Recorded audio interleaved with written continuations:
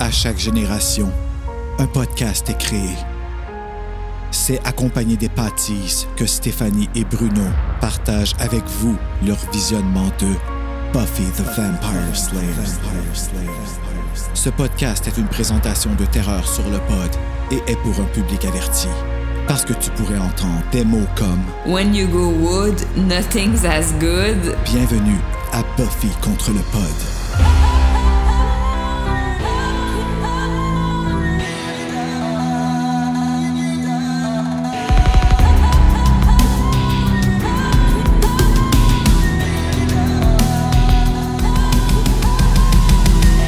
Bon, ici et maintenant et bienvenue à Buffy contre le pod. Je suis Stéphanie et je suis avec...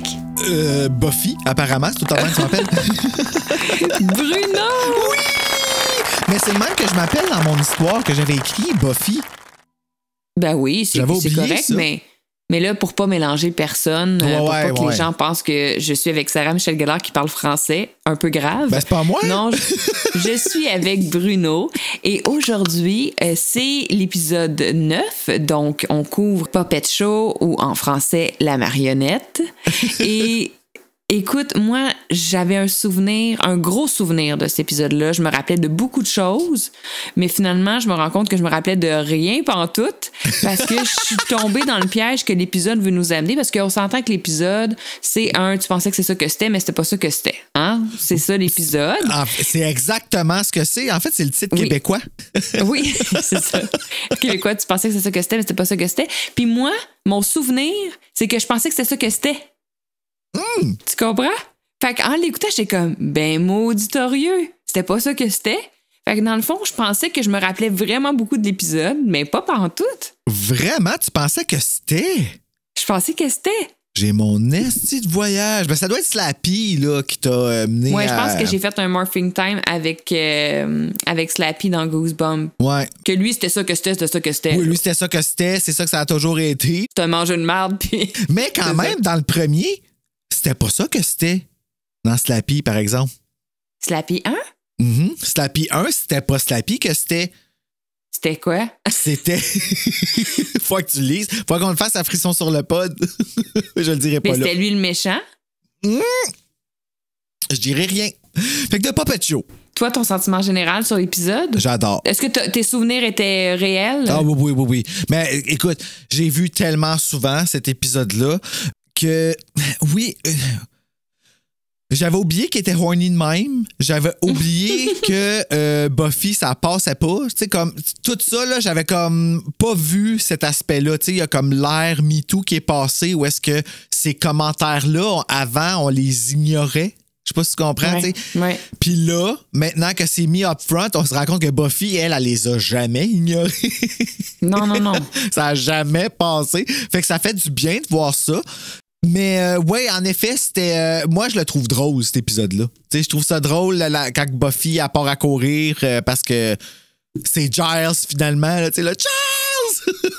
Il y a beaucoup de comiques. Ouais. Mais tu sais, c'est un épisode où on est en train de monter un spectacle de variété là, très cégep en spectacle. Oui. Donc, de talent...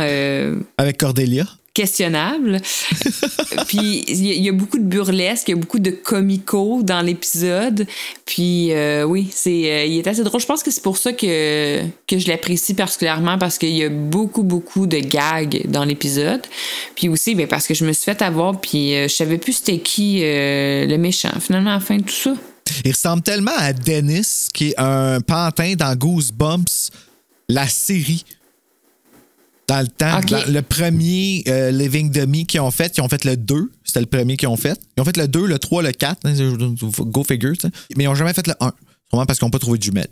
Puis le 2, il y a un autre pantin qui s'appelle Dennis. Puis ouais. Sid, il ressemble à ce pantin-là. It's good to be back in the family again. Mais peut-être de bord, mon souvenir que j'avais, c'était Dennis dans Goosebumps de bord. Parce que Dennis était méchant. Encore là, c'est juste à la fin. C'était ça que c'était, mais c'était pas ça que c'était. Hey, c'est comme le thème ce soir, hein? Oui, vraiment. De refaire une chanson avec ça. Mais il y a une chanson. Tu pensais que c'était ça que c'était, mais c'était pas ça que c'était. Chanson à la claire ensemble. Bravo, Malade, Stéphanie. mon Dieu. Ben, tu avais dit que tu m'éduquerais en québécois. Et voilà que c'est Mais fait. pourquoi je sais ça? Je sais pas. Je pourrais pas Je te sais dire. pas. Parce que tu pensais que ça que c'était, mais c'était pas ça que c'était. Ceci étant dit, bienvenue à Radio Rock Détente. Bruno, Parle plus proche donc du on micro a pour des le bons mettre sentiments, ASMR. un bon feeling pour l'épisode numéro 9. Yes! On a hâte de savoir c'était quoi que c'était finalement. Oui, parce que vous ne savez pas encore, vous, chers auditeurs. Hein? Vous savez évidemment pas c'est quoi que c'était. Ben non. Non. Ben non. C'était ça. Ouais, dans le noir encore. Mais avant d'aller voir c'était quoi que c'était le staff de l'épisode, Bruno, je veux absolument que tu me parles de ce que tu fais demain. Oh my God!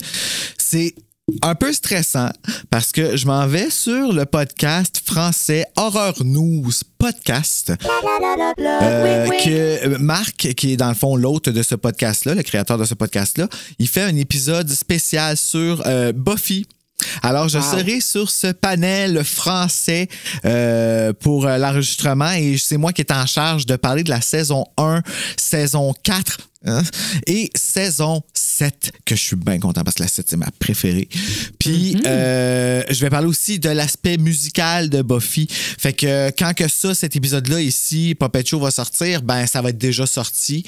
Donc, je vais mettre le lien de l'épisode dans la description en bas pour que vous allez voir justement. Puis là, ben, je vais parler de vous autres, des parties, de votre participation au podcast. Puis c'est quoi toute Buffy contre le pod. Tu sais, tellement pas connu encore que dans l'ordre du jour, on est écrit Buffy sur le pod. Ah, les maudits. Imagine, je m'en vais démystifier ça demain. Il pensait que c'était ça que c'était, mais c'était pas ça que c'était.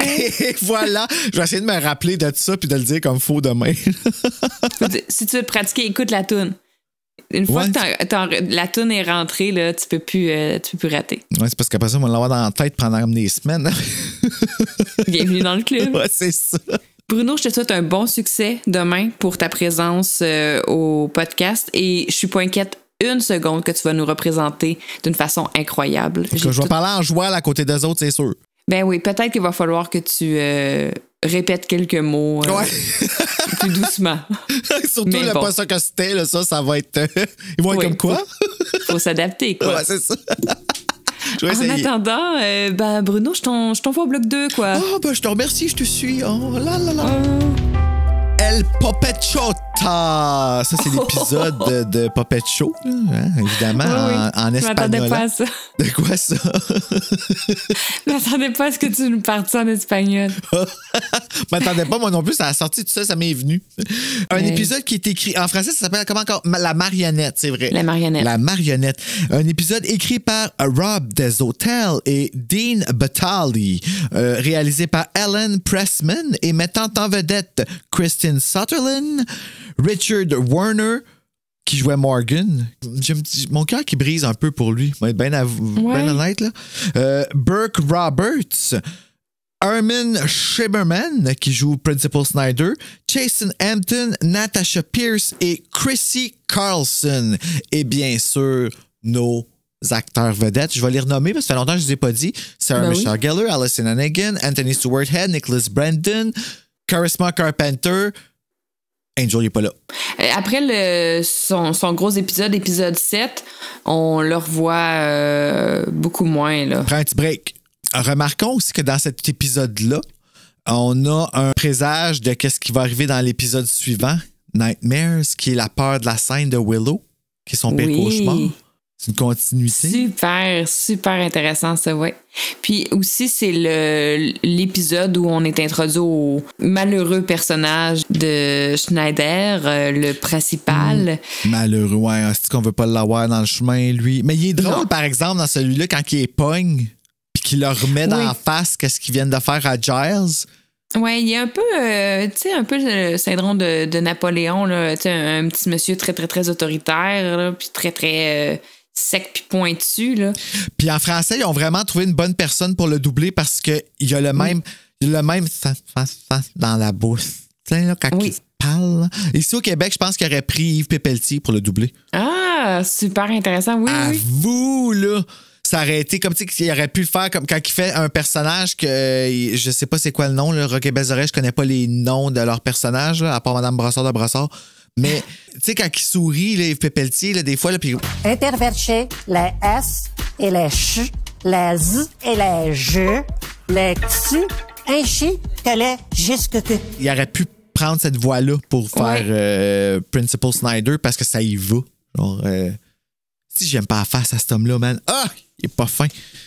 Puis là, ben, je vais aller regarder ici parce que dans le guide des monstres, on nous en dit plus sur comment ça fonctionne parce que c'était un peu compliqué à comprendre les origines puis tout ça de le démon, l'affaire des 7 puis tout ça.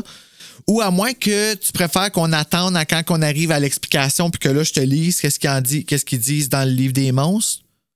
Non, tu peux y aller avec le démon. C'est le démon, dans le fond, qui a besoin de manger là, tous les organes d'un corps. En fait, c'est qu'il y en a 7 dans le monde. Okay. C'est drôle parce que j'ai un petit peu ça dans mon histoire aussi. J'ai comme mélangé plein d'affaires de Buffy dans un monstre. Puis, mais attends, t'as dit quoi? Qu'il doit manger? Qu'il y en a 7 dans le monde? Oui, il y en a 7. Il y en avait 7 de ces démons-là, le clan des 7. Puis eux autres, pour rester jeunes, pour avoir l'apparence d'un adolescent, il fallait qu'ils mangent un cœur puis un cerveau pour avoir l'intelligence. Aux 7 ans, exactement. Aux 7 ans. C'est pour ça que quand tu as dit il y en a 7 dans le monde, puis aux 7 ans, il y a comme une thématique, là. Ah, ben c'est ben oui. Maintenant que tu le dis, c'est là que je m'en rends compte après avoir écouté l'épisode 3 fois. C'est juste un cœur, un cerveau. Je pensais qu'il y avait d'autres organes aussi. Ben, ils mangent les organes, mais c'est ça qu'ils ont besoin pour survivre. Puis ça, c'est chaque démon. Hein? C'est pas juste un par... c'est à chaque démon qui ont besoin de... Fait que tu sais, ça en fait. Puis le pantin... lui, doit chasser ceux-là. Puis c'est en tuant le premier qui a eu le curse qui l'a mis dans le pantin puis qui a fait qu'il ne peut pas mourir tant aussi longtemps qu'il n'a pas tué jusqu'au dernier. Exact. Oui, c'est ça que j'avais bien compris. Et celui qu'on voit dans cet épisode-là, c'était le dernier. Oui. Puis il dit que quand il va finalement le tuer, il va être libéré. C'est ça. Puis là, on va savoir comment, juste en écoutant notre épisode, parce que c'est juste nous qui va le dire, évidemment. Exactement. Puis c'est ça. Voilà ce que j'avais à vous dire pour la fiche technique de cet épisode El Popechota. Parfait, Bruno. Ben, on s'en va au bloc 3 pour le pas à pas. Wow! L'épisode commence, on est en mode point of view, donc la caméra, c'est comme si c'était le point de vue du démon. Hein? Et là, il y a un traitement dans l'image un peu bleuté pour qu'on comprenne qu'on est comme dans la peau du démon. Et on voit un peu là bouger dans les coulisses, un peu en mode serpent là, qui regarde. C'est comme le Chucky View. Oui, exactement. Donc, on a l'impression qu'on est le démon qui hante les coulisses et on entend une voix là, de démon qui dit « Ah, je reviendrai, j'ai juste flèche en tête, mais c'est pas de la chair pour revenir humain. » Je sais pas trop qu'est-ce qu'il dit. Il divague un peu. Là. Ça revient-tu, ça? Ben oui, quand il... Oui, je l'ai noté. OK. Je peux pas te le dire là, mais ça s'en vient. Oui, je l'ai noté. Puis ensuite, ben, on voit Morgan, qui est un étudiant au Sunnydale High School, avec moi j'appelle ça une popette, là, mais en anglais, tout le monde appelle ça un dummy. Donc, ce qui est l'équivalent de... en français, ils ont traduit par marionnette, mais pour moi, c'est un ventriloque. Là. C'est un pantin, ouais. Un poupée ventriloque là, que tu fais parler. Là. Donc, on les voit ensemble et on est ensuite envahie par Cordelia qui chante. Dans le fond, elle est en mode rehearsal, audition ou pratique pour le spectacle de talent de l'école secondaire. Et elle chante, moi, dans ma version en anglais, elle chante une chanson de Whitney Houston. Tu me l'as dit tantôt, c'est The Greatest Love of All. Greatest Love of All? Ouais. Et tu sais, on s'entend, n'importe quelle tune de Whitney Houston, c'est une grosse tune à chanter, là, mais celle-là en particulier est quand même assez quelque chose et elle est dégueulasse, là. Mais qu'est-ce qui est bon, c'est la face de Giles. Giles est assis dans la salle en train d'écouter, il est comme impassible, mais on dirait qu'il est comme mort. Tu sais, il est juste comme... il est en train de mourir en dedans, en tout cas. C'est ça. Tu sais, quand t'es comme dans une réunion d'équipe au bureau, pis t'es juste comme, pourquoi je suis là? Pourquoi j'existe? Qu'est-ce qui se passe? Tu sais, c'est ça sa face. Il est comme désespéré. On peut-tu se faire plaisir puis écouter la version en français? Oui, parce qu'en français, au lieu de trouver une chanson en français, ils ont juste inventé une chanson pour Cordelia et c'est encore plus insupportable.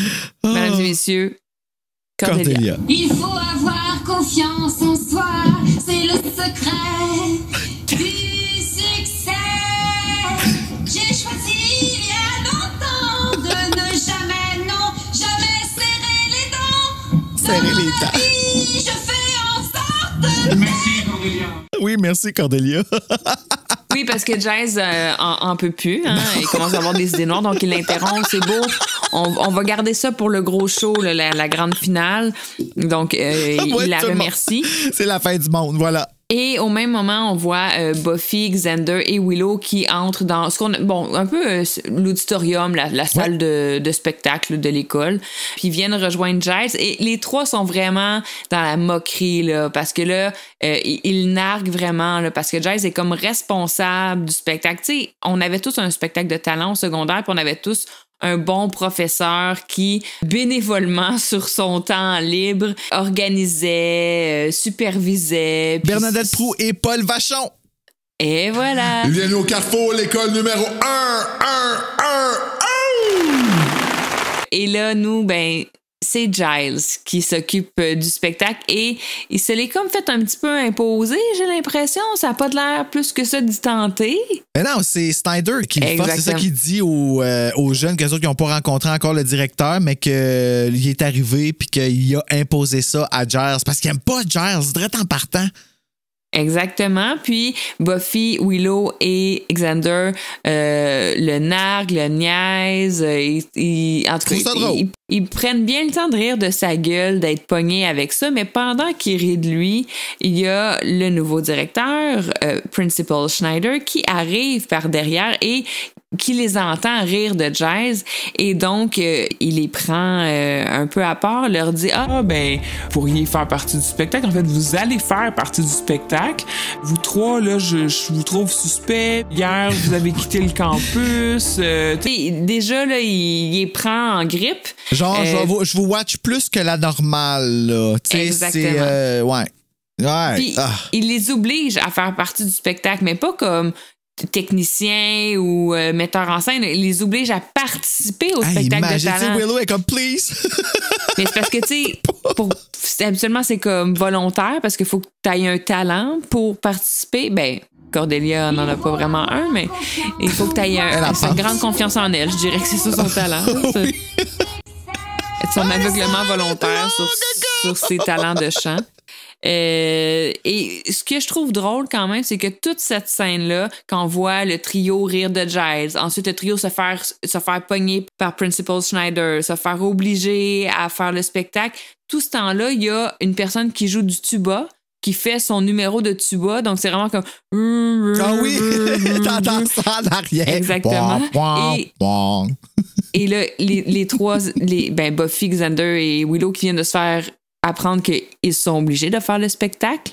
Ils s'assoient un peu, là, tu sais, la mine basse, très découragés. Et en même moment, la toune de tuba finit. Et là, ça se termine. Puis là, on voit que Giles envoie un petit demi-sourire, hein?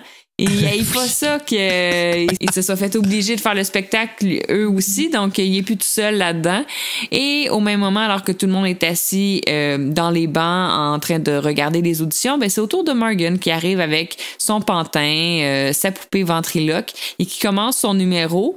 Et quand il commence, il est vraiment c'est pas un bon ventriloque, là, comme il fait une fausse voix, puis on voit sa bouche bouger, on voit que c'est lui qui fait parler la marionnette, puis en plus le contenu est pas bon, ce qu'il dit c'est pas drôle, c'est lourd. Fait que là tout le monde est un peu comme boy. T'sais, les gens sont pas très réceptifs au début de son numéro. En tout cas. C'est comme plus pour rire de lui, là, tant qu'à moi, là, c'est ça, là, c'est cringe. Exact. Puis Buffy, dès qu'elle voit Morgan arriver avec ce que en anglais, dans la version anglaise, ils appellent un dummy, donc c'est comme la traduction pour le pantin ou la marionnette, elle est comme « Ooh, dummy! » Puis elle fait juste dire qu'elle aime pas les dummies, elle trouve ça cringe, puis tu sais, j'ai comme un mélange entre épeuré et écœuré, on dirait. Ça lui donne le frisson, là. Ouais. Ça la fait filer bizarre. C'est comme Chucky. Elle regarde ça, puis Exactement. comme, des petites mais comme choses il y a des qui gens bougent, qui, là. les clowns, ça les... C'est ça. Ça passe C'est ça. vraiment Ben, moi, pas. tous les clowns, là, ça fait... Non, ça passe pas. Les clowns avec des sourcils froncés, méchants, fâchés, là, ça... Mais les vraiment clowns, genre tout le visage blanc, là, avec des gros yeux, puis un gros nez rouge. Là, Puis non, des grosses dents pointues avec de la grosse Ouais. bave qui découle, là. Non, là. Non. Je te dirais peut-être à mi-chemin dans le numéro de Morgan, il y a un renversement, c'est-à-dire qu'on voit la poupée qui tout d'un coup se met à parler avec une autre voix.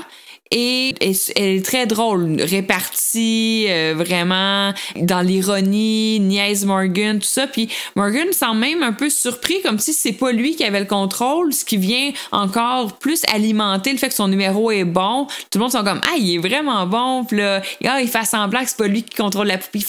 Il fait semblant que la poupée est vraie, puis qu'il est comme « Hey, t'arrêtes-tu de parler, l'humain, là? Mais c'est une Laisse-moi bonne donc idée. parler, là. Moi, je suis drôle, pas toi, là. » Fait que, tu sais, c'est vraiment comme si c'était un numéro qui était tout arrangé, mais nous, en tant qu'auditoire averti, on voit déjà qu'il y a un petit quelque chose de bizarre là, dans tout ça. Oui, mais ça, moi, j'ai de la misère à croire que cette idée-là ne vient pas de Goosebumps, là. Parce que c'est en fait ça qui a été répété dans toutes les Night of the Living Dummy. Là. La fameuse histoire que c'est-tu lui qui le fait parler ou pas? Parce que tu peux pas le savoir either way, là, tu sais, là. Fait que, c'était comme un... Puis, moi, je pense que Buffy a gagné Buffy a gagné les fans de Goosebumps avec cet épisode-là. Oui, absolument. Ça a dû être une des raisons aussi pourquoi j'ai transité vers Buffy. J'ai dû voir des annonces de cet épisode-là puis faire comme « Ah, c'est comme dans Chair de poule. » Ça se pourrait bien. Merci, Goosebumps. Oui, et là, le public applaudit, félicite Morgan pour sa voix, sa technique aussi, parce qu'on voit absolument pas ses lèvres bouger quand la marionnette parle, donc ce qui veut dire qu'il est un excellent ventriloque. Les gens sont quand même... tu sais, il y a une clap là, à la fin de son numéro. Là. Puis Giles est satisfait, fait comme « Ah, ben vous voyez... » Il y a de l'espoir pour le talent show. C'est ça. Oui, c'est lui qui va se rendre à la finale régionale, certain. Ben là. oui. Lui ou Cordelia, on sait pas. Deuxième scène, on s'en va dans le vestiaire des filles. On voit Emily, la ballerine. Et on sait qu'elle est ballerine parce qu'on la voit là, serrer ses pointes dans son casier. Elle est en mode fin de chiffre de ballerine. Et encore une fois, on voit le point de vue du démon, la caméra un peu en mode « je me promène dans les vestiaires ». Et Emily entend un bruit, demande « est-ce que quelqu'un est là? » Donc à partir de ce moment-là, on sait qu'elle va mourir parce que vous savez que si vous demandez « quelqu'un est là? » Vous allez mourir dans tous les films. Et c'est là, tantôt, je te disais, oui, ça revient là. On entend la voix du démon qui dit « I will be flesh ». Donc, je vais devenir de la chair, mettons. Si je traduis avec le même système que toi tantôt, le Google on espère juste que la chair forme un humain et non pas juste un tough flasque à terre. Genre Exact. J'espère que tu choisis comme des morceaux de robot là, pour en faire un entier. Là. Et ensuite, ben, on voit comme la caméra qui s'avance très rapidement sur Emily. Emily crie, on comprend qu'il y a eu une attaque ici. Et on s'en va à la toune d'intro. Donc, on sait pas ce qui arrive avec la ballerine. C'est notre dos préféré, on dirait, quand je fais ça. On revient de l'intro et bon, on est encore sur scène, un peu chaotique. On voit le magicien qui cherche son lapin, il a perdu son lapin. On voit Buffy, Willow, Alexander qui pratiquent une scène de théâtre. Ils ont choisi une dramatic scene, donc une scène dramatique, même une scène de théâtre là, grec, là, tu sais, très traditionnelle. Pourquoi? Ça marche pas super bien, mais tu sais, Willow a dit, tu sais, de prendre une scène dramatique, c'est la meilleure façon de passer au travers le show de talent parce qu'on n'a pas d'autres talents. Tu sais, qu'est-ce que tu vas faire? T'as Buffy, tu vas tuer un vampire sur la scène? Ben non, tu peux pas faire ça. Fait que on est un peu pognés. Ben, Willow, elle jouait du piano, mais pas en public. C'est ça, exactement. C'est là qu'on nous dit que Willow, elle a vraiment un... J'ai juste stage fright dans la tête, mais... Ouais, c'est pas mal juste ça qu'on a utilisé, nous autres, à Gatineau, en tout cas, comme terme, là. Ouais, peur de la scène, là, littéralement. Donc, elle peut vraiment pas. Puis, il est hors de question qu'ils fassent des numéros solo. Là. Au moins, ils vont être ensemble parce qu'ils veulent pas faire des numéros solo. Donc, ils pratiquent leur scène dramatique qui est, on le comprend un peu plus tard, je pense que c'est Oedipe. Oui, c'est Oedipe. Tu sais, comme une grosse scène, là, on s'entend. Là, surtout inapproprié pour l'école. Ils ont-tu lu avant? T'sais? Mais ils ont-tu compris c'est quoi l'histoire de ouais, c'est quand même assez particulier. Et bon, sont interrompus par Morgan qui est avec il est avec sa poupée pantin qui s'appelle Sid, je pense pas que je l'ai dit tantôt. Il l'a sur lui et quand il l'a sur lui, c'est-à-dire qu'il a sa main dans le pantin et le pantin est assis sur lui, donc il a l'air de le contrôler et là le pantin se met à parler et il crouse explicitement Willow et Buffy, mais tu sais, même, on est au-delà de la crouse, il y a des commentaires déplacés envers Willow et Buffy, et là, rappelez-vous que quand Sid parle, ben, on pense que c'est Morgan qui le fait parler, donc si la marionnette dit de la merde, ben, c'est Sid qui est en train de... c'est Morgan, pardon, l'humain, là, leur collègue étudiant qui est en train de le dire, donc c'est un peu malaisant, là. Ils ont pensé ça dans Chucky aussi, quand il avait écrit ça sur Fuck You Bitch sur la copie de son prof, là. T'sais, elle pensait que c'était Andy. Pourquoi, qui va penser que c'est Chucky? Ben, moi, là, mais... Exact. Moi, c'est parce que j'en ai vu d'autres, t'sais. Voyons, Sid, la marionnette, dit une phrase que je me suis notée. When you go wood, nothing's as good.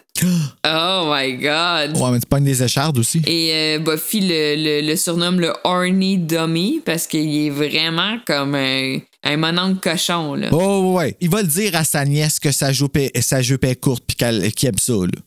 Ah ouais, un gros mononcle cochon. Puis Buffy est juste comme... Yes, c'est pas fini dans le foyer avec les autres bûches, là. Calme-toi, là, ouais. Dans le foyer avec les autres bûches. C'est une base. Puis là, il lève les sourcils, là.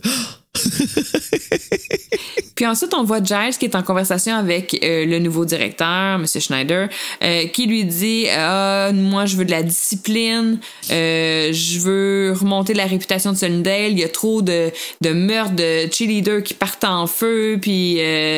il nomme 2-3 affaires qui est arrivé dans les épisodes. Le dernier directeur s'est fait littéralement manger. Ouais, puis tu veux ce job-là? OK. Par des chiens sauvages, tu sais, comme ouais, c'est ça. Il y a la technique que j'aime énormément dans Buffy, la technique de montage où on met deux scènes là, qui sont opposées. On en a parlé au dernier épisode. Donc, le directeur dit, moi, je veux que Sunnydale soit clean, orderly and quiet. Et la scène d'après, il y a une fille qui hurle à plein poumon parce qu'elle vient de découvrir Emily la ballerine morte dans le vestiaire. Donc, ça se finit avec I want quiet. Ah! Donc, une bonne criarde aussi. Parce que c'est un méchant. Puis là, je figure c'est parce qu'ils ont trouvé Emily. Exactement. Ouais. La musique était Emily morte dans les vestiaires des filles. L'arme du crime, un couteau, ce qui est quand même un peu surprenant. Point d'interrogation. Habituellement, les démons, ça tue pas avec un couteau.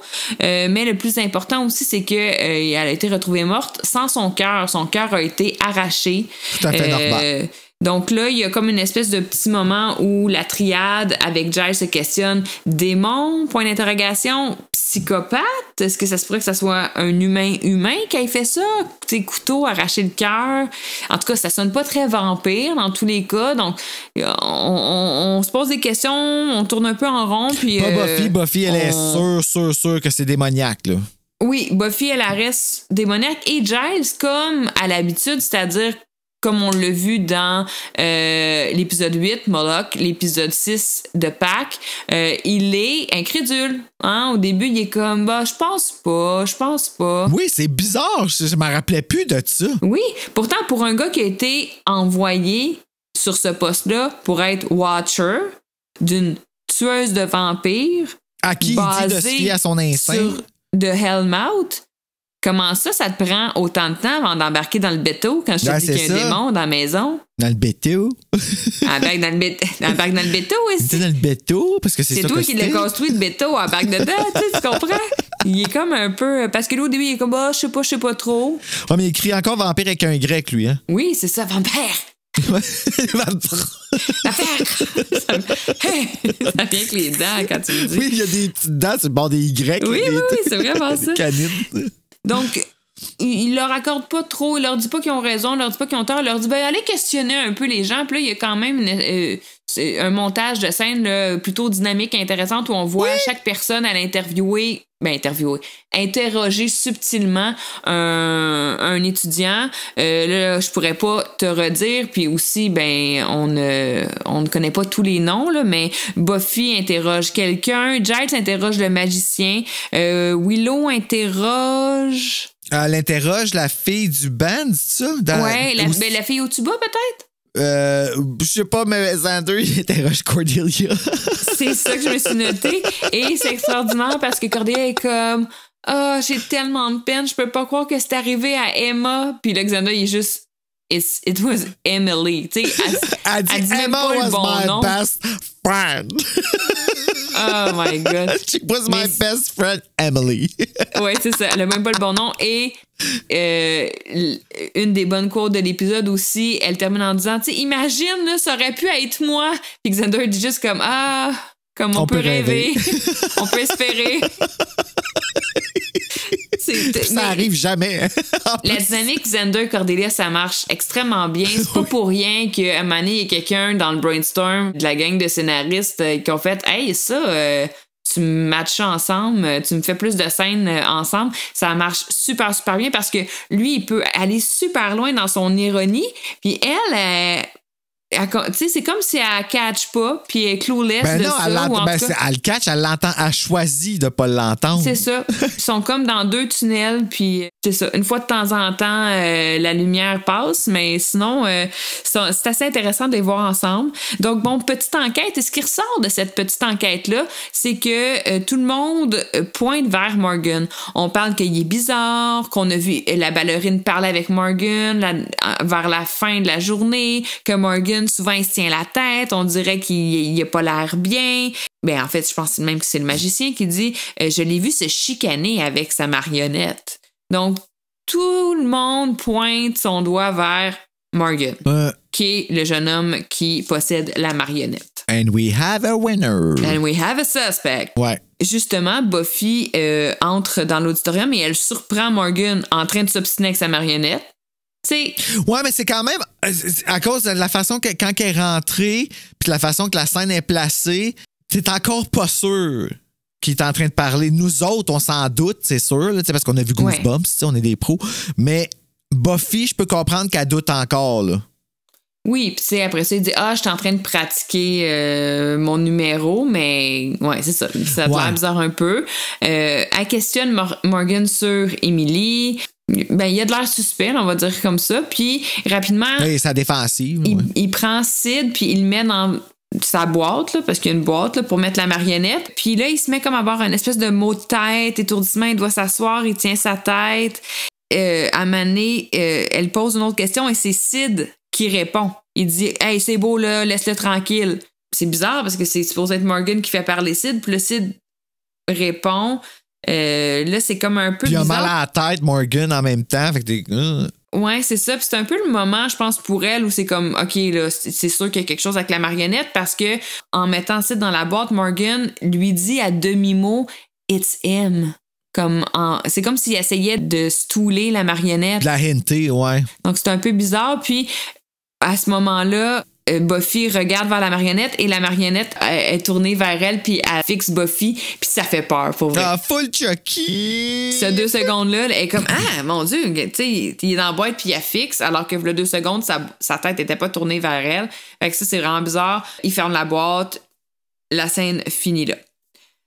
On s'en va à la bibliothèque avec Willow, Xander et Buffy. Giles aussi est là, les rejoint. Bon, on suspecte Morgan, on parle de ça. Mais Giles reste encore incrédule. Il arrête pas de dire hey, moi, j'ai le spectacle à m'occuper, ça me prend beaucoup de temps, beaucoup d'énergie. Faut pas vraiment que je me concentre là-dessus, c'est vraiment important. Alors que t'es comme hey, dude, tu es le Watcher, comme t'es supposé faire assemblant d'être bibliothécaire pour ta couverture de Watcher, mais comme Oups. le spectacle talent show, là, genre, enlève une bûche, là, comme... C'est vraiment bizarre, là, il est comme, faut vraiment là, que je me concentre, mais il dit à Buffy, tu pourrais aller voir son casier, là, va voir le casier de Morgan, voir si tu trouverais pas quelque chose. Puis elle te le pète, le casier, en plus. Il ferme encore après, par exemple. Ouais, bizarre, mais dans le fond, elle arrive au casier de Morgan, puis elle fait semblant de gosser un petit peu pour la combinaison, puis elle donne un esti à la case, puis c'est comme c'est des casiers avec des cadenas comme accrochés un peu là, après la case. Oui, c'est niaiseux parce que là, l'étudiant de l'année d'après, il a le même il peut rentrer la combinaison, se rappeler, puis aller voler le casier. T'sais. Ben oui. En tout cas, c'est total. Ben oui, exactement. Donc, elle défonce le casier, mais pendant qu'elle est en train de fouiller, le directeur arrive, puis il la pogne comme par le bras, puis il est comme, qu'est-ce que tu fais là? Ça, c'est non, là. Non. Le pognage de bras, je penserais pas. Si ça aurait pas été Buffy, elle aurait marqué, tu sais. Ouais, mais aussi, mettons, bon, je comprends qu'on est en 97, je pense encore à ce moment-là, là, mais comme le directeur qui pogne le bras d'un étudiant, non. Là, toute cette scène-là, elle me rend un peu confortable. Il est comme un peu weird. On dirait qu'il sait quelque chose. Il veut trouver c'est quoi qu'il y a de wrong avec elle. Oui, mais il dit, hein, something's going on with you. Il l'a spoté, il l'a à l'œil, il l'a pogné dans le colimaçon, là, puis... Il a vu son dossier. Oui, aussi, il a vu son dossier. Monsieur Principal Flutie avait ouais. recollé avec du scotch tape. Et elle dit, je viens juste chercher quelque chose pour un ami, puis elle regarde dans la boîte du pantin, mais Sid n'est plus dans la boîte. Et on voit ensuite dans un petit placard à balai, ou je sais pas trop, ils sont cachés Sid et Morgan qui regardent Buffy. Donc, ils ont vu Buffy défoncer la case. Et c'est ce qui va faire que Sid va dire « Ah, elle est forte, Buffy. C'est elle qu'il me faut à cause de sa force. » Donc, c'est un peu ce qui est dit là, à ce moment-là. Morgan et Sid ensuite ont une discussion. Et... Ce qui nous laisse sous-entendre que Sid et Morgan sont ensemble à travailler, à vouloir, à tuer quelqu'un. C'est eux autres exact, qui sont à la recherche. Ouais. Là, ils ont pris le cœur d'Emily, puis ils veulent encore tuer quelqu'un d'autre parce que Sid lui dit « She's the one, t'as vu comment elle est forte? » No, I don't want. « Oui, she is the last. One more and I'll be free. » Donc là, on est comme, OK, parfait, là, genre, fait que la marionnette, c'est un démon, il a besoin de manger des cœurs, puis il en faut un dernier avant d'être libéré du dummy, là. Puis là, il veut manger celui de Buffy. Exact. Puis Morgan, on sent il veut pas. Il est comme non, je veux pas. Je sais. Il veut pas faire de mal à Buffy. Fait pitié, je trouve. Ensuite, on s'en va chez Buffy. On est dans la chambre de Buffy. Ça fait un petit bout qu'on n'avait pas vu Joyce, notre belle Joyce, qui vient voir Buffy puis qui lui parle du talent show, du spectacle. Puis elle lui dit, hey, j'ai hâte de venir voir ça. Je vais venir t'encourager. Et là, Buffy est comme. No way que tu viens, c'est interdit, là. Comme je veux pas que tu vois ça. L'as-tu vu porter le manteau de cuir d'Angel déjà, Buffy? Parce qu'elle a porté le manteau de cuir d'Angel dans l'épisode, je suis pas sûre. Dans l'épisode 9, je suis pas certaine. Ben, on l'a vu, en tout cas, elle le porte dans cet épisode-là parce que le bruiteur, il s'est donné à cœur joie. Mais c'est à quel moment qu'elle a sa robe léopard? Je pense que c'est quand elle va défoncer le casier. OK. Parce que sa robe léopard, en passant, qu'elle avait là, la première fois qu'il pratiquait la scène de théâtre, elle est tellement courte. Je sais qu'on dit ça à chaque fois, là, mais petite robe léopard, elle défie les défis de le... Tu sais, comme... Je comprends même pas... c'est comme un T-shirt, dans le fond. Oui. Mais même pas un T-shirt long, c'est juste comme un T-shirt, on dirait. Ouais, il est tellement court que quand elle descend les trois petites marches du stage, je comprends pas comment ça, on ne voit pas à Babette. Mais ça n'a pas de sens, court de main. Le matin, dans le fond, elle avait oublié de mettre ses culottes. Ah non, mais c'est court, là. Imaginez-vous quelque chose de court, enlever 2 pouces. Ouais, puis au secondaire, là, nous autres, ça n'aurait jamais passé. Ben non. Nous autres, il fallait mettre nos mains le long de nos cuisses comme comme si on était des soldats, puis il fallait que notre shirt ou notre jupe dépasse nos doigts. Si notre jupe ou nos shirts étaient plus courts que nos doigts sur le bord de nos jambes, ça veut dire que c'est trop court. Oh là là, OK. Mais c'est pas fair pour ceux qui ont des grosses mains. Ben, c'est ça. T'es comme, mais là, moi, j'ai des tout petits bras, ça compte pas. Ben, c'est ça. T'sais, moi, je suis même pas capable de rendre mes bras à mes genoux. Non, Donc, dans la chambre de Buffy, Joyce veut venir au spectacle. Buffy dit, je veux absolument pas que tu viennes au spectacle. Sa mère dit, est-ce quelque chose qui te bug? Et comme, non, c'est juste... Je suis pas bonne. Il y a beaucoup de choses présentement. Je suis obligée de faire un spectacle qui me tente pas. Je suis obligée de faire une pièce de théâtre sur la Grèce antique. Ça me fait chier. Tu sais, c'est plus ça. Bullshit. Et on voit Buffy, et là, il y a une scène qui était un bon jumpscare quand même. On voit Buffy qui éteint sa lumière, puis on voit la fenêtre qui donne sur dehors, il n'y a rien dans la fenêtre. Et quand elle repasse devant la fenêtre, ben là, on voit... il y a Sid, la face de marionnette dans la fenêtre, puis ça fait peur. Avec la musique, là? Ouais. Ça fait peur. Et elle va se coucher. Elle va dormir. Un petit ellipse de temps, on voit Buffy qui dort, puis elle est réveillée par... des petits bruits de pas dans la chambre. Et ça, c'est terrifiant en calvaire, des petits bruits de pas. Oui, mais c'est quand même bizarre de la réaction de Buffy à ce moment-là. Elle se réveille. Qu'est-ce qui se passe ensuite? Ben, elle fait un face-à-face avec Ah Sid. oui, parce qu'il saute dans le lit, puis comme pour sauter sur elle, puis elle fait juste faire « Ah! » Puis elle pitch comme si c'était un petit enfant qui avait fait peur. Ben, elle crie, puis... Après ça, Joyce arrive dans la chambre. Ouais. Puis là, elle est comme... Maman, j'avais si peur! Puis c'est bizarre. De Buffy, c'est bizarre. Mais je pense que... Parce que même dans son interaction avec sa mère, t'as dit « Oh, il y avait quelque chose. » Puis là, sa mère, elle regarde « Ben non, il y a rien, t'es sûr? » Puis elle est comme « Ouais, il y avait comme quelque chose. » Puis là, en le disant, elle est comme... Puis là, sa mère dit « T'es sûr que tu rêvais pas? » Puis elle fait « Ah ouais, peut-être... » C'est comme si elle embarque un peu dans... Ouais, peut-être que je rêvais, dans le fond. J'ai peut-être fait comme un cauchemar. Mais le Elle lendemain... embarque un peu dans cette explication-là, on dirait. Ouais, mais là, sa mère, elle dit, ouais, mais laisse pas la fenêtre ouverte. Puis elle dit, ben, je l'ai pas laissée ouverte. Fait que ça confirme que non, tu sais. Ouais. Là, c'est là qu'elle cache qu'il y avait vraiment quelque chose dans la chambre. Dès le lendemain, quand elle arrive à l'école, elle parle de ça avec la gang, puis elle leur dit, Sid était dans ma chambre. Genre, Sid a essayé de m'attaquer, il était dans ma chambre. Puis là, tu vois, c'est les autres, surtout Xander, qui sont incrédules, parce que Xander, il est comme... T'as entendu du bruit comme un chat. Ouais, puis il y a quelque chose qui m'a sauté dessus comme un chat. Ouais, puis après ça, il n'y avait plus rien. Là, il est peut-être ressorti par la fenêtre comme un chat. Il arrête pas de dire comme un chat, comme pour dire, ben peut-être c'était juste un chat. Ben, tu sais, t'imagines un chat qui rentre dans ta maison, par exemple, dans la nuit, tu fais ça en tabarnak, pareil. Oui. Mais juste avant là, qu'elle nous raconte ce qui s'est passé hier, je veux quand même souligner que on voit là, rapidement Cordelia qui arrête pas de gosser Giles parce qu'elle veut passer après un tel dans le spectacle. Puis lui, il est comme non, mais l'ordre des spectacles, puis ça, c'est vrai, dans un talent show de secondaire, l'ordre des numéros est déterminé par t'as-tu besoin de la guitare, t'as-tu besoin de la batterie? Parce que tous ceux qui ont besoin de la guitare puis de la batterie, ben, sont mis en même temps dans la deuxième partie du show parce que pendant l'entracte, on monte les instruments. Fait que si tu peux pas faire un numéro de danse, un numéro avec les instruments, un numéro de danse, si tu peux pas enlever et mettre les instruments. Mais elle voulait pas être en même temps que les autres, puis elle voulait être spéciale. Puis tu vois que Giles est juste à bout de tout ça. Fait qu'il fait juste la fixer, comme un peu en fixant ses cheveux, puis elle fait comme qu'est-ce que... Puis il fait juste dire « Your hair ». Puis elle fait « What? Something's wrong with my hair? What is it? » Puis elle capote, puis elle fait juste s'en aller. Puis là, Giles dit « Ah, Xander, il avait raison, ça a marché comme un charme. Ouais. » C'est bon. Puis c'est la manière quand tu vois dans ses yeux à Cordelia qu'il y a quelque chose qui pense « Oh my God! » Ça va dans la salle de bain. C'est drôle. Cet épisode-là, c'est comme si en sortant Giles de la bibliothèque, parce que c'est vraiment un épisode qui est déstabilisant pour ça, on voit jamais Giles autant pas dans la bibliothèque.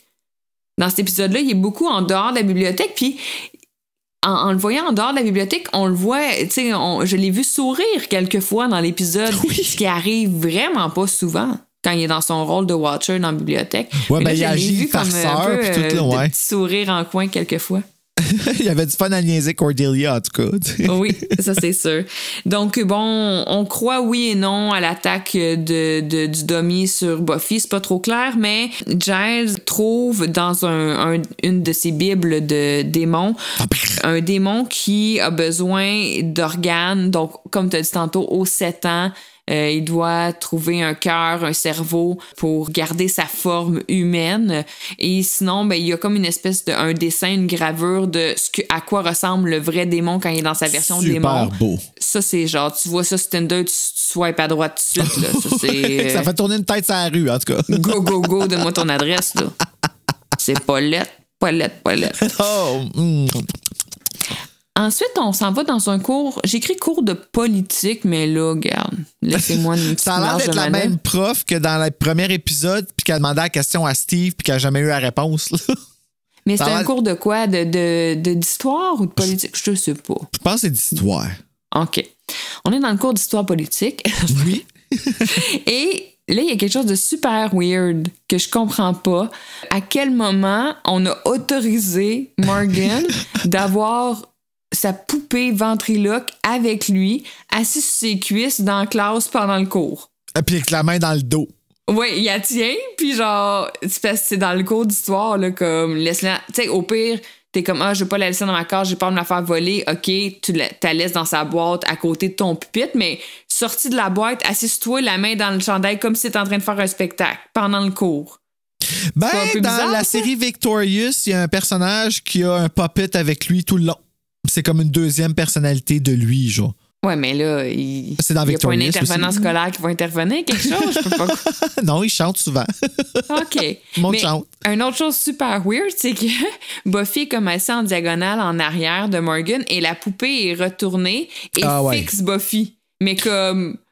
Je sais pas comment Buffy a fait pour vivre avec une poupée Ben, elle vit ventriloque pas non plus, tu qui la te vois. fixe. Vraiment, genre... C'est tellement weird. Puis même Cordelia est comme, ouais, on dirait que le demi a un kick sur toi. Hein? Tu sais, elle la niaise un peu parce que la poupée fixe Buffy, littéralement. Ah ouais, c'est vraiment, c'est agressant, là. Oh ouais, ben ça fait comme j'ai un œil sur toi, même si je te regarde pas, comme si c'était Morgan qui le faisait. En effet, là, c'est weird, là. Oh. Puis là, ben, il arrive ce qui devait arriver, c'est-à-dire que Sid commence à parler, la poupée commence à parler. Donc là, la prof demande d'arrêter. Elle serre la poupée dans l'armoire, mais il continue à parler. Mais là, juste dire, on entend la voix qui sort de l'armoire. Mais des ventriloques sont capables de faire ça. Ils sont capables de projeter leur voix. Ils le font dans When a Stranger Calls Back. Ouais. Ben, ils sont capables de faire comme si tu entendais la voix venir d'ailleurs. That's crazy. Je le sais, mais oui, j'ai déjà entendu un ventriloque le faire que il était devant moi, puis on dirait que la voix venait d'en arrière de moi. C'était hallucinant, là. Vraiment. Puis moi, je suis quelqu'un d'auditif là, dans la vie. Là. C'est le genre de choses qu'habituellement, je vais comme une petite affaire, je vais remarquer. Je pense que ça m'aurait tellement troublé que j'aurais comme frappé la personne d'en face. Comme, oui, mais ça l'est troublant, là. C'est vraiment que tu peux pogner de nausée, là. C'est bizarre. C'est vraiment bizarre. En tout cas, dans tous les cas, la prof est pas contente, puis elle dit, hey, ça fait le t'arrête, puis elle a confisqué la poupée, elle l'a serrée dans l'armoire au fond, ce qui déstabilise beaucoup Morgan, hein. Il est comme non, puis non, je veux la revoir, puis on dirait qu'il peut comme pas vivre sans, ce qui est aussi un petit peu bizarre.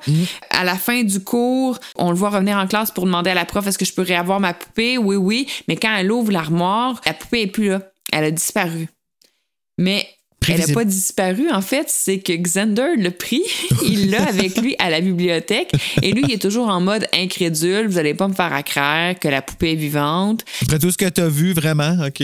C'est ça, il niaise avec, il a fait parler, nan, il pète la tête. Gars, vous voyez bien là, qu'il n'existe pas, il pète la tête sur le bureau, donc il est en mode démonstration, là, regardez tout le monde, là, vous capotez, là, c'est une poupée, là, c'est pas une vraie personne. Ouais, puis là, pendant ce temps-là, tu t'imagines que Sid est en dedans qui fait « Aou, aou, aou! » Ouais, puis genre, mec, que je me réveille, tu vas en manger une tabarnak. Ouais, c'est ça. Comme Chucky. Tu sais, il fait parler, puis il est comme « I'm not real! » Il dit des lignes de Shining. « Red Rum! Red Rum! » Ah oui, je me rappelle pas. Ouais, c'est un petit peu plus loin qu'il fait. Ben oui, c'est là. C'est cette bout-là, quand Willow arrive, là, puis que Buffy, elle dit arrête de me parler avec le pantin, il m'écoeure. OK, excuse, je viens de le voir dans mes notes. Buffy part chercher Buffy. Bon, je pense que. Ouais, elle fait ça. Il y a eu un petit. un petit moment d'attention ici. Buffy part chercher Morgan. Pour y parler tout seul, parce que Xander, c'est un peu pour ça qu'il a pris aussi le pantin. C'est pour que Buffy puisse parler à Morgan sans que le pantin soit proche de lui. Exactement. Exactement. Ben oui! Exactement. C'est pour qu'ils puissent parler librement. C'est ça que je voulais dire. Et Giles et Willow poursuivent leur recherche, leur enquête là, dans les livres. Puis à ce moment-là, c'est là que Willow elle trouve « Ah, regarde, j'ai vu qu'il y a certaines poupées qui peuvent être possédées. » Donc là, on réouvre la porte là, à la poupée démon, le méchant pantin. Donc, Willow et Giles continuent leur enquête dans les livres et Xander laisse Sid assis sur une chaise. Pendant ce temps-là, on voit Buffy qui cherche Morgan. Elle est dans les coulisses de la salle de spectacle, les coulisses du stage. Et là, il y a le Principal Schneider qui est là et il est terrifiant. À ce moment-là, j'étais comme c'est parce que je sais que c'est pas un démon, là, comme à cause des autres épisodes, là. Mais à ce moment-là, j'étais comme, là, il a ben trop l'air d'être le démon. Là, je sais pas qu'est-ce que je trouve drôle, c'est la lumière qui pogne dans ses derrières d'oreilles. Oui, il est vraiment en mode... Tu sais, tout lui est comme dark, mais ses oreilles sont oranges. Oui, il y a comme un spot en arrière. Puis là, il dit a girl like yourself devrait pas être seule en arrière. Puis là, son petit discours, là... patriarcal du tabarnak, là. Puis Buffy, elle répond comme « Je suis très bien capable de m'occuper de moi-même, puis j'ai pas besoin de toi, merci. » Ah non, son petit discours, là, à ce moment-là, il est encore... Au début, je trouvais qu'il avait de l'air d'être suspect, mais vers la fin de la scène, je trouvais qu'il avait de l'air d'être un peu prédateur sexu. Ouais. Ben, il y a une face de ça aussi. Là. On s'excuse, là, Armin Shimmerman, là, mais t'as une face pour, là, un peu, là. Exactement. Et c'est là, excusez, j'ai parlé trop vite tantôt, c'est là que Willow trouve l'info que une poupée peut être possédée, puis elle devait prendre des organes pour redevenir humain. Donc là, ils sont comme, ça confirmerait peut-être la théorie que le pantin est peut-être possédé, puis c'est peut-être lui qui a tué Emily, puis tout ça. Ensuite, on revient, en fait, la caméra revient à Xander et on voit que Sid a disparu de la chaise.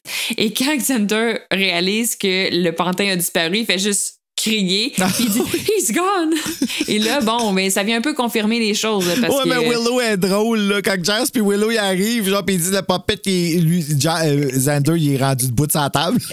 Oui, comme s'il y a une souris, là. Oui, puis là, quand il réalise, he's gone, puis là, les deux, ils regardent, puis ils voient qu'il est là, puis tu vois juste Willow. Puis là, tu vois qu'elle sait plus où se placer. Genre. Oui, les deux, ils ont comme un peu un feeling de comme, genre, tu sais, de se lever les jambes de la terre, comme si. Mais c'est parce que tu t'attends pas. Tu sais pas à quoi t'attendre, que ça va avoir l'air quand tu vas le voir.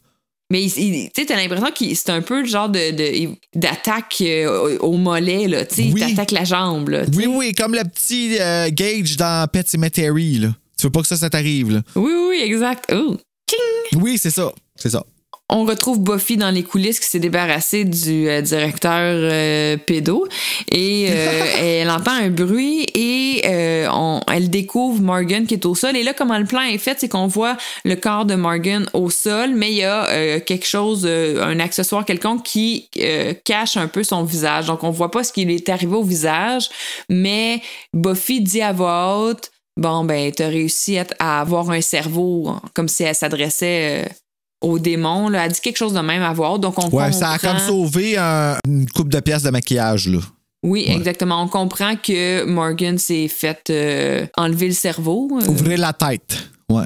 Écervelé, peut-être, je sais pas. Oui, la moitié de cerveau, et au même moment, il y a un énorme chandelier au plafond, comme un gros chandelier en fer forgé qui tombe sur Buffy, qui la plaque au sol.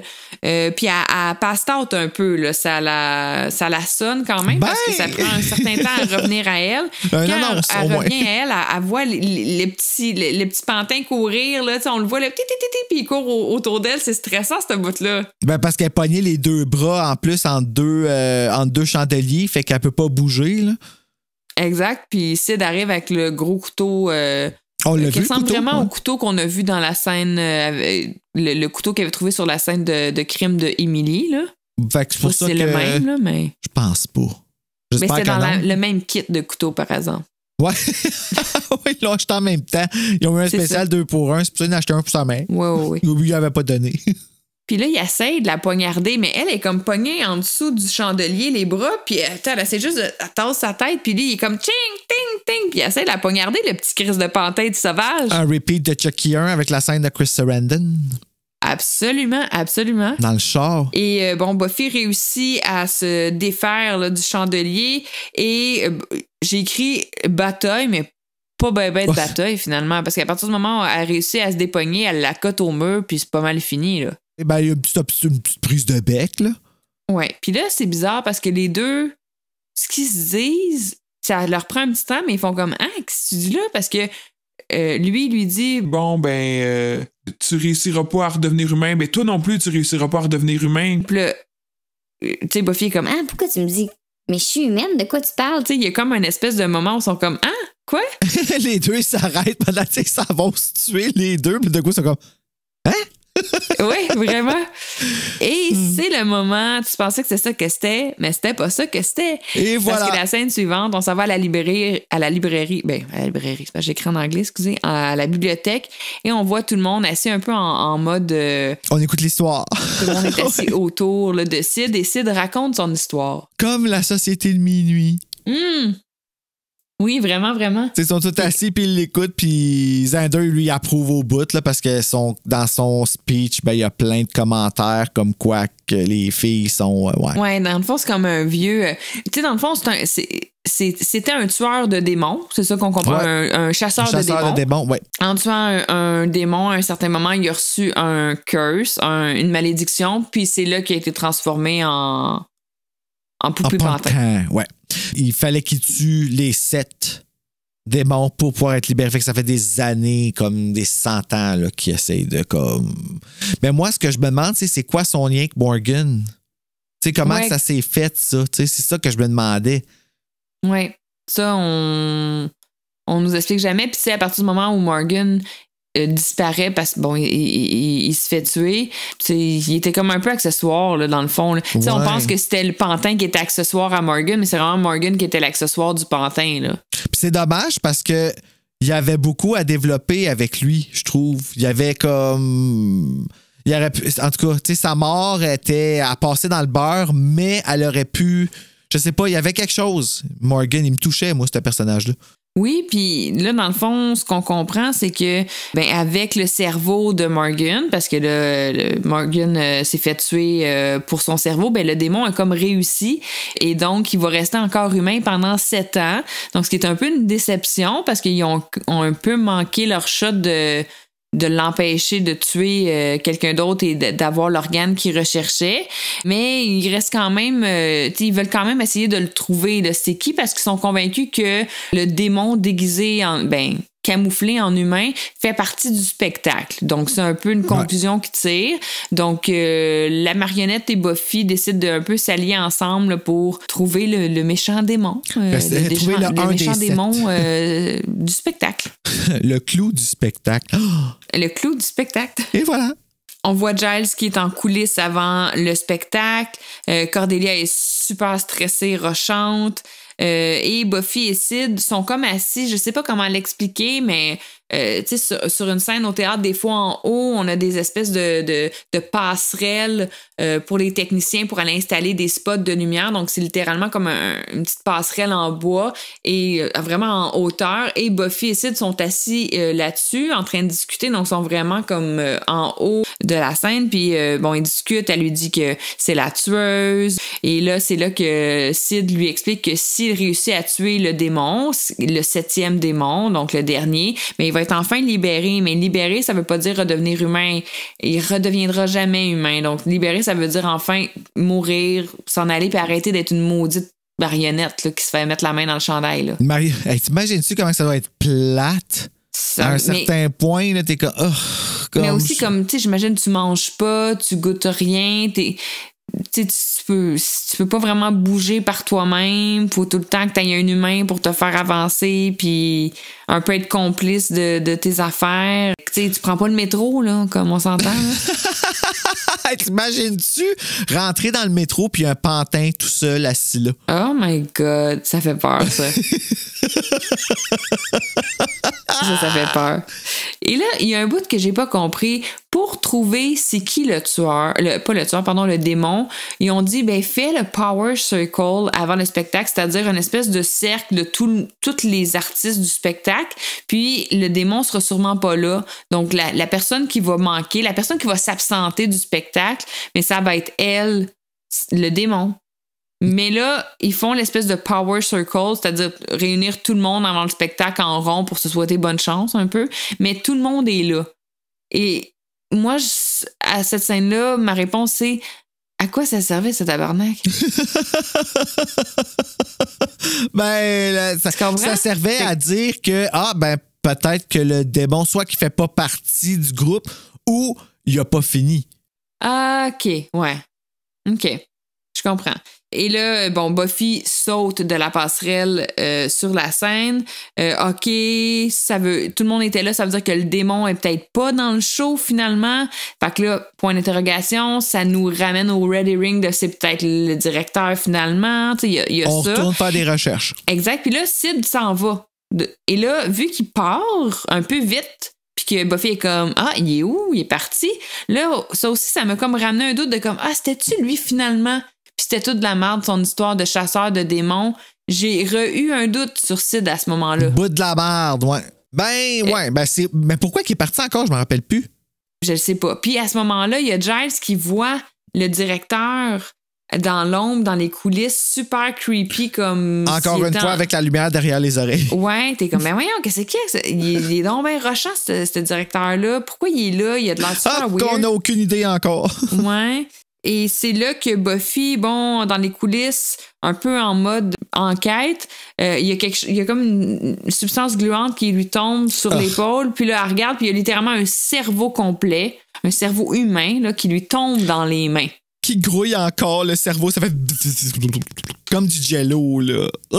Et ensuite, on retourne à la bibliothèque. Buffy est en train de se laver les mains en disant je pourrais plus jamais, il va falloir que je me lave les mains à la vie, toujours, à la mort, là. Toujours. Ouais, c'est ça. Là, ce qu'on comprend à ce moment-là, puis il faut bien écouter parce que je pense qu'il y a des choses que j'avais pas compris en écoutant le premier épisode, c'est que, dans le fond, le démon a tué Morgan pour avoir son cerveau parce que Morgan était quelqu'un d'extrêmement intelligent et donc le cerveau de Morgan était très intéressant. Par contre, il l'a rejeté. Pourquoi il a rejeté son cerveau? Willow hack les comptes, les dossiers des étudiants et elle remarque beaucoup de jours d'absence et voit un contact téléphonique d'une clinique médicale et on comprend que Morgan avait une tumeur au cerveau ou un cancer du cerveau, une tumeur au cerveau, je crois. C'est pas la même chose. Oui, je pense que oui. En tout cas, ça allait pas bien au niveau du cerveau, ce qui explique tous ces maux de tête aussi qu'on a installés dans l'épisode. Et on comprend donc que, donc le démon pensait s'être trouvé un cerveau de bonne qualité. Finalement, non. Donc, il l'a rejeté. Donc, il n'a pas fini sa quête de trouver un bon cerveau. Il est toujours en quête d'un cerveau afin de ne pas redevenir un démon et de garder sa forme humaine. Et là, il y a un moment où ils sont comme « Oh, c'est qui la personne la plus intelligente? Un cerveau vraiment intéressant. » Et là, on pense tout de suite à Willow, qui pourrait être un parce choix... Parce qu'elle connaît la racine carrée de comme 29, là, puis qu'elle a dit genre de même. Là. Exactement. Donc, Willow, ça pourrait être intéressant, mais au même moment où elle dit, garde, il va chercher le smartest brain à aller récupérer et la scène coupe et on retrouve Giles qui est une personne extrêmement intelligente qui est en train d'aider le magicien et là tu catches là, dans les secondes là, qui suivent, là, on voit... Mais il y a un build-up, là, ouais. Il y a un build-up, genre que t'as plusieurs chances de le comprendre, là. Tu vas-tu le comprendre trop tard? Mais c'est assez rapide. Je pense que tout le monde a compris avant Giles, parce que Giles comprend une seconde avant que ça se passe. Beaucoup trop tard. Que l'auditoire comprend, là, tu sais, entre 3 et 5 secondes après que la scène soit commencée. Je pense que c'est assez clair. Le magicien, dans le fond, il a installé, vous savez, le fameux truc de faire semblant de décapiter quelqu'un ou de couper quelqu'un. Avec la guillotine, ouais. Exactement, avec la guillotine. Puis il lui dit, bon, mon assistante s'est désistée, donc j'ai besoin de toi pour que tu m'aides avec mon tour. Donc il le convainc. Et Giles, vraiment d'une naïveté là, exceptionnelle. Il le convainc de se coucher et de se faire attacher, le coucher sur le dos et que la guillotine va arriver. Mais au lieu que la guillotine arrive comme dans son cou, comme une guillotine, elle arrive comme juste un petit peu, là, tu sais, mi-front, là, pour juste bien le scalper, là, tu sais. Chris, il y a un démon qui cherche des cerveaux. Allume, Giles. Tu sais, surtout qu'il vient de couper une cantaloupe puis que t'as vu qu'elle arrêtait clairement pas la guillotine. Oui, c'est ça. Il est comme, ah, c'est quoi le truc? Ah, je peux pas te révéler mon truc parce qu'il y en a pas. Tu vas perdre ta tête. Voilà. Giles. En tout cas, du moins, le top. Exact. Donc, Giles se retrouve attaché sur la guillotine à 3 secondes de se faire décapiter le top de cheveux et manger le cerveau par le démon qui était tout ce temps-là le magicien. Donc, un personnage qu'on voit depuis le début qui est un étudiant parmi tant d'autres, un magicien pas très bon qui fait partie du spectacle. Donc, je peux pas dire... Avant cette scène-là, j'avais aucun doute là, que ça pouvait être lui, là, sincèrement, là. Oui, quand au début, on l'a vu faire son tour de... Mais c'est ça, c'est qu'ils nous ont laissé croire que rien fonctionnait de lui, tu sais, comme qu'il était un loser, puis que, tu sais, à un moment donné, il fait un tour de magie qui met une fille dans une boîte, puis quand il fait tourner la boîte, là, il ouvre la porte de la boîte, puis la fille est encore là, genre parce qu'elle n'est pas partie, tu sais. Exact. Puis dans les scènes au début, il cherche son lapin, il trouve plus son lapin, il l'a fait disparaître. Tout le long, c'est parce qu'il l'a mangé, puis la fille, ben, n'est pas partie parce que... Là, ça, j'ai pas d'excuse. C'était Cordelia. C'est le secret du succès. Puis, dans la bibliothèque, Buffy, Willow et Xander ont un peu un moment d'élimination. Au même moment, ils catchent que hey, la personne la plus intelligente, c'est Giles, puis elle est présentement avec le monde du spectacle, tu sais, il est en danger, fait qu'ils partent un peu les trois en courant vers l'auditorium en criant Giles! Ils le cachent vraiment en même temps. Et bon, quand ils arrivent, Buffy saute sur le démon et en sautant sur lui, elle lui arrache un petit peu une partie du visage. Là. Il y a comme une partie de sa joue là, qui s'effrite. Puis on voit là, en dessous de sa peau là, sa vieille face de démon. Là. Donc ça vient confirmer s'il y avait des gens qui n'avaient pas compris encore, à part Giles. Là, ça vient confirmer. Là. Mais c'était drôle parce que tu sais, il est pas en train de le battre. De quoi il se lève comme... Yeah. Ah oui. Et Giles est attaché, puis il est juste comme qu'est-ce qui se passe? Il est comme sa tête est comme fixée là, avec il est juste vraiment pogné. Il a pogné à la corde juste à temps. Oui, parce que dans le fond, le magicien, j'avais pas de l'appeler le magicien, il devait avoir un nom, ce maudit démon-là. Je m'en souviens plus, c'était quoi son nom? En tout cas, le magicien, avec une hache, dans le fond, il coupe la corde qui retient la guillotine et la corde cède et la guillotine descend là, littéralement, mais Xander, sauveur in extremis, pogne la corde puis retient. Donc, c'est vraiment Xander qui sauve la peau de Giles là, à ce moment-là. Là. Puis le magicien s'appelait Marc. Ben, t'as pas remarqué. Donc, Marc et Buffy combattent ensemble. Il y a un moment où elle l'enferme dans cette boîte-là dont tu parlais tantôt, dans laquelle il essayait de faire disparaître son assistante. Elle l'enferme dans la boîte et il en ressort complètement démon. Oui, parce qu'elle n'a pas le temps de l'embarrer dedans. Une petite transition maison pour éviter un CGI mal fait. Quand même assez habile. Ils ont fait la même chose dans le show Circus de Britney. Oui. Willow libère Giles pendant ce temps-là, finalement. Et dans le fond, il y a une espèce de... Le combat se poursuit, puis à un moment donné, il y a une certaine manipulation. Là, Buffy réussit à le pousser coucher sur la guillotine. Et à ce moment-là, Xander lâche la corde et la guillotine vient trancher la tête du démon et il est décapité. Et là, la tête a fait... Exact. Puis là, tout le monde est comme... Et... Sid revient. À ce moment-là, on ne sait pas il était où tout ce temps-là. Lui, il ne voulait pas se battre. Fait que... Non. Fait qu'il arrive et là, il dit « Ah, c'est pas fini, il peut revenir, donc il faut vraiment que je le poignarde dans le cœur. C'est ça qui va le tuer et me libérer en même temps, / me tuer. » Alors, petit moment semi-solennel, il poignarde le démon meurt officiellement et Sid, le pantin, meurt aussi. Son corps, son âme est libérée. Et mais la le couteau, il a comme squishé sur le corps, ben normal. Tu sais, quand il tombe, là, comme... c'est comme, ah, tu t'es fait manquer là, mais... juste pour vous faire un portrait, OK? Vous voyez, sur scène, il y a le démon qui est décapité par la guillotine, Buffy qui tient le Dummy en petit bébé, parce qu'une fois qu'il est comme libéré, elle le prend genre en... Tu sais, comme quand tu prends une mariée là, dans tes bras, là, elle le tient en petit bébé. Et il y a Xander, Willow et Giles dans tous leurs états. Et à ce moment-là, le rideau se lève parce que le spectacle commence. Et il y a tout ça sur scène. Et la salle est La pleine. salle est pleine. Il y a tout ça sur scène. Et on voit juste le directeur qui est assis, puis il regarde ça, puis il dit juste « I don't get it ». Comme, je comprends pas, c'est quoi?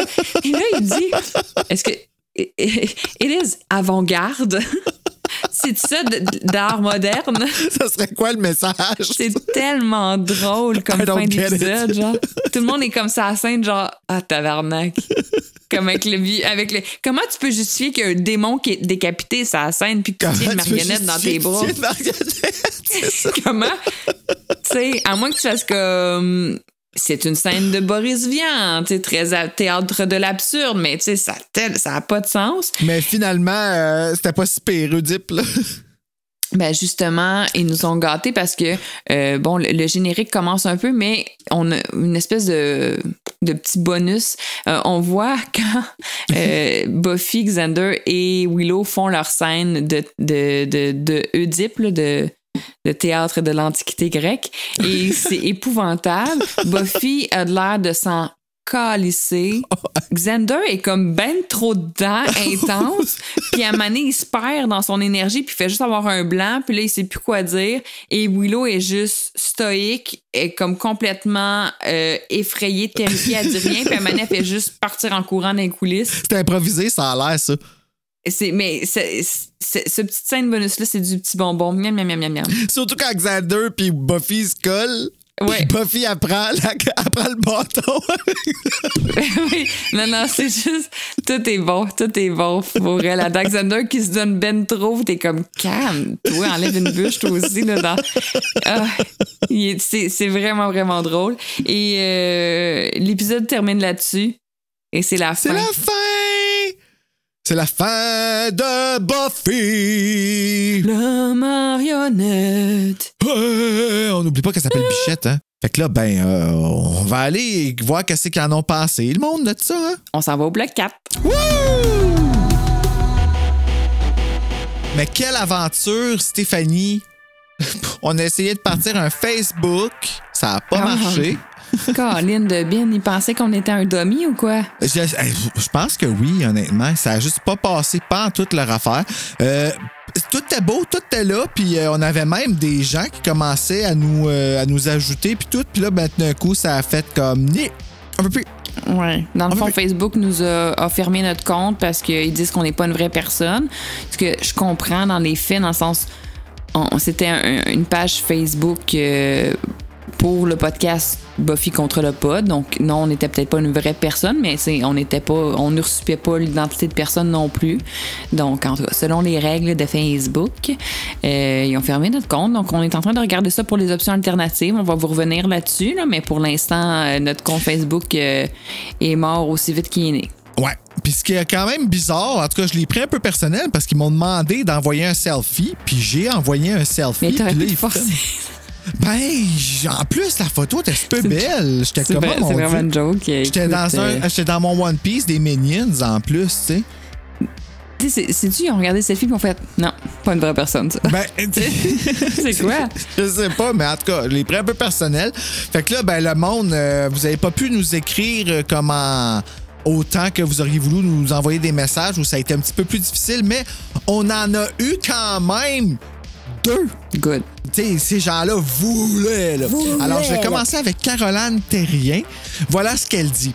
Cet épisode est le meilleur de la première saison, je dirais. L'ambiance en général donne la frousse. L'humour est vraiment on point et donne un bon feeling à la Goosebumps. Probablement en grosse partie à cause du pantin, mais bon. Ouais, mais l'humour aussi. Tu sais, ouais. Ça, là, comme ça venait vraiment... on dirait que c'était pour cibler les fans de Goosebumps, là, comme on disait tantôt, là, tu sais. D'ailleurs, quand j'étais petite, je ne pouvais pas différencier ces deux pantins. Bon, voilà, tu vois. Slappy, il est plus bitch. Hey, Slappy, il est vraiment quelque chose. Là. Lui, là, il est même grossophobe. Là. Ah oui. D'un premier, là, il dit des affaires. Là, t'es comme, holy shit. L'ouverture de l'épisode étant en POV du démon nous donne un indice que ce n'est pas Sid le tueur puisqu'on le voit avec les yeux du démon. Ah! C'est vrai! Ah, c'est parce oui. qu'au début, c'est ça? Oui. C'est vrai. Quand on est en point de view, qu'on est le démon, on voit Morgan avec Sid dans ses mains. Mais jamais catché ça, mais c'est vrai, en effet. Est-ce qu'on se fait prendre des caves? Ils nous ont donné les clés du château en partant, puis nous, on était comme, on peut pas rentrer. On les veut pas. Ben non, mais on veut l'entendre Cordelia, nous autres. Ben oui. Cordy, qui interprète une chanson de Whitney Houston, c'est magique. OK, elle m'a comme prédit. Qu'est-ce que je m'en allais dire? Giles, qui est pogné pour organiser et gérer le talent show, c'est du génie. D'ailleurs, quand il met en doute la coupe de cheveux de Cordelia pour s'en débarrasser, c'est hilarant. Oui. Fucking bizarre. L'introduction de Snyder dans la série nous démontre très bien le genre de personne à qui on a affaire. Et la finale de l'épisode sur le stage est parfaite. I don't get it. What is it? Avant-garde? Ah, c'est tellement bon. I don't get it.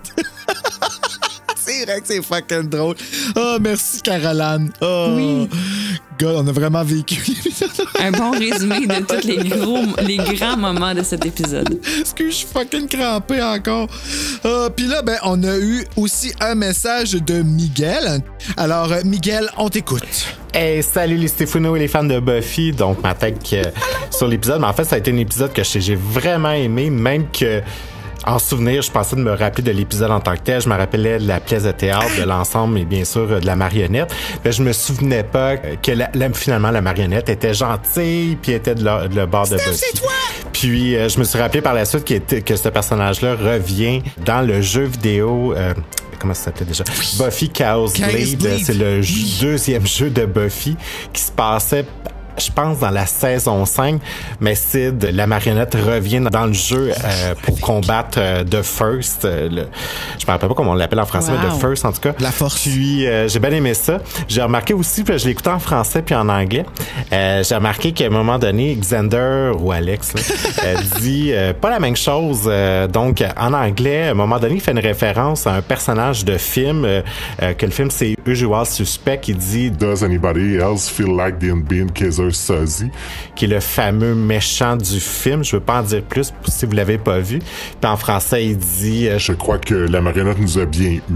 Mais bref, c'était vraiment un bon épisode, une belle surprise, puis j'ai hâte de voir la suite. Bonne journée! Bonne journée! Moi, je connaissais pas de Usual Suspect, fait que je peux pas... Moi non plus. Je peux pas te dire, là, mais ça, c'est le fun des pop culture reference. Mais regarde, tu vois encore une autre personne qui se rappelait pas que le pantin était pas méchant. C'est drôle. Ouais, exactement. Donc...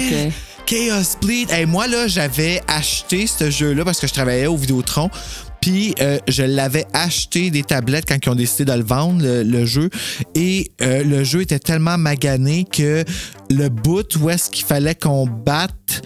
je pense que c'était Willow méchante ou Terra méchante, en tout cas, qu'il fallait qu'on batte dans le centre commercial, puis il fallait qu'on y pitch des affaires. Le jeu, il gelait, puis j'ai jamais pu aller plus loin. Mais je m'étais rendu vraiment loin dans ce jeu-là, puis c'était le fun! Puis la personne qui faisait la voix de Willow essayait tellement de faire le nez bloqué, là. En tout cas, c'était J'avais quand même aucune idée qu'il y avait un jeu vidéo. Ouais, il y en a 3, je pense. Ah, ouais. 3. Le premier, c'était so-so. Le deuxième, c'était plus rôle, là, justement, là, comme Resident Evil puis tout ça. Là. Les bonhommes étaient durs à contrôler. Je l'avais au GameCube. Je l'ai encore, d'ailleurs, le jeu ici. C'est ça. Moi, ma connaissance des jeux vidéo est vraiment à zéro parce que nous, c'était interdit à la maison d'avoir ça. Moi, j'ai jamais eu de Nintendo 64, de PlayStation, Xbox. Rien de ça. C'était interdit T'as jamais à la joué maison. à Mario Kart? Ben, tu sais, je jouais à Mario Kart quand j'allais chez des amis. J'avais des cousins, cousines aussi qui en avaient, mais, tu sais, je jouais pas assez pour connaître ça, là. Tu sais, moi, j'ai jamais joué à Zelda, là. Ah, bon, ben, c'est compliqué, Zelda aussi. Ouais, c'est ça. Mais en tout cas, merci pour les commentaires, Marc-André, Caroline, encore une fois. Toi, Bruno, ça serait quoi ta quote de l'épisode ou tes quotes? Moi, ma quote, c'était... Emma was my best friend. Oui. Ça, là, c'est... Puis là, quand il dit Emily... Tout après, là. Ah, ça, là. Puis elle continue, là. Puis moi, J'adore. j'enchaînerais avec ma quote préférée, c'est quand elle dit, tu sais, imagine, là, ça aurait pu m'arriver à moi, puis que Xander répond, ah, on peut rêver. Ouais, we can dream. Donc, une scène mémorable, parce que nos deux quotes sont là-dedans. Il est bitch, Xander, pareil. OK, Bruno, coup de cœur, pied dans le cœur de l'épisode pour toi? Coup de cœur, la chanson de Cordelia au début. C'est comme... Come on, là. En anglais, en français, je les prends tous. Et puis la face de Giles aussi, qui est juste en mode « Venez me chercher. » J'en peux Genre plus. « I'm J'en done peux with this plus. life. » Et mon coup de pieux, c'est Morgan. Je trouve ça triste. Je trouve ça vraiment triste qu'est-ce qui est arrivé, puis que tout le monde... je sais pas, le monde le regardait de haut. Il y a personne qui l'a vraiment écouté, à part la prof, tu sais, qui a comme essayé, mais tu sais, en tout cas, je sais pas, je trouve ça triste. Puis là, il meurt. C'est ça. Ouais, je comprends. Moi, bon, tu sais, coup de cœur... on a nommé beaucoup de choses. La toune de Cordelia, tu pensais que c'est ça que c'est pas ça que c'était. Qui revient comme 2 fois. OK, c'est pas lui. Ah, c'est-tu lui finalement? L'introduction du directeur, que au début, c'est comme, ah, c'est-tu lui le nouveau démon aussi? Il y a plusieurs petites scènes où il est étrange, tout ça. Et sinon, plus dans le cœur... Je dirais, comme tu as dit, le fait que comment le pantin s'est retrouvé entre les mains de Morgan, comment cette association-là entre Morgan et le pantin, qui était genre son complice dans l'accomplissement de sa tâche de tueur de démons, de chasseur de démons. Ça, on n'a aucune info là-dessus, on sait pas pourquoi. Puis après, quand Morgan meurt, le pantin est pas attristé, il est pas comme « Ah, c'était mon humain avec qui je me tenais depuis un bout. » Tu sais, c'est comme... Il manque un petit peu là, de filage là-dessus. Donc, ça serait mon pied dans le cœur. Mais sinon, c'est un épisode que j'ai beaucoup aimé. Et moi, je lui ai attribué la note sur 5 de 3,75, qui est la plus haute note que j'ai donnée. Là. J'ai donné ça aussi à Sortilège, épisode 3 de Witch.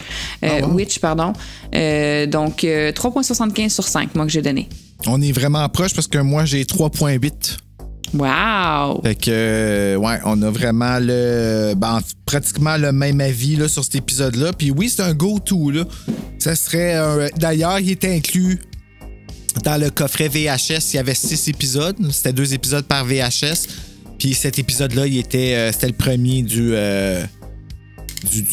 dernier, là. Du dernier VHS avant la mort de Buffy, je pense. C'est pas la mort... Ben oui, de Prophecy Girl.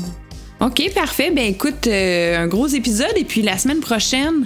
pas la semaine prochaine, je sais pas pourquoi je dis ça, mais au prochain épisode, on est rendu à l'épisode 10. Billy. Je te veux dans ma vie. En version originale Nightmare. Et moi, j'adore cet épisode-là. Moi, dans mes souvenirs, c'était mon préféré de la saison 1. Donc, j'ai hâte de voir avec ma réécoute où je vais situer ça. Mais moi, quand je pense à la saison 1, je pense à Witch, épisode 3, et à Nightmare, épisode 10, qui sont mes 2 épisodes préférés de la saison 1. Avec le gros bras enroché, genre. Le gros dégueulasse. Ah, il est dégueulasse, avec son œil blanc. Ouais. Fait que moi, c'est vraiment mon souvenir que j'ai, mais j'ai hâte de voir avec la réécoute si ça va se maintenir dans mes souvenirs, parce que on se rappelle que les souvenirs sont déformés. Rappelons-nous que je pensais que c'était le pantin le méchant dans l'épisode 9. Donc peut-être que finalement mes souvenirs sont pas si têtes que ça. Mais d'ici au prochain épisode, si jamais tu me cherches, ben moi je vais être en train de pratiquer, parce que finalement c'est moi qui va chanter la tune de Whitney Houston au spectacle de Talent de l'école. Ah, ben finalement, je te chercherai pas longtemps parce que je suis dans là, j'ai en train de répéter back vocals. Yes! The greatest love.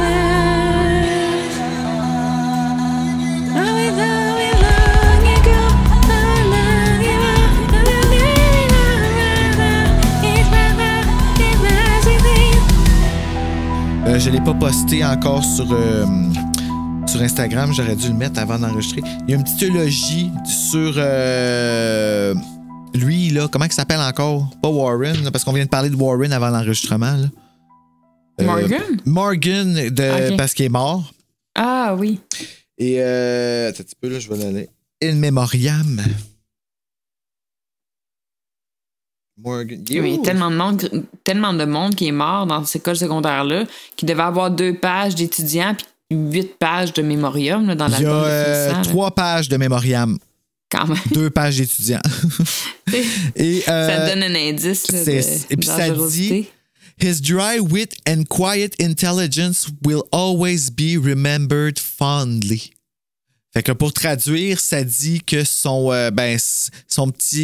dry wit, c'est dans le fond sa répartie, là, sa répartie sèche et son intelligence silencieuse vont rester, vont toujours être, on va toujours s'en rappeler avec notre fond. Mais quelle belle traduction littéraire tu viens de faire là. Wow! Google Translate n'aurait pas fait mieux. Elle sait.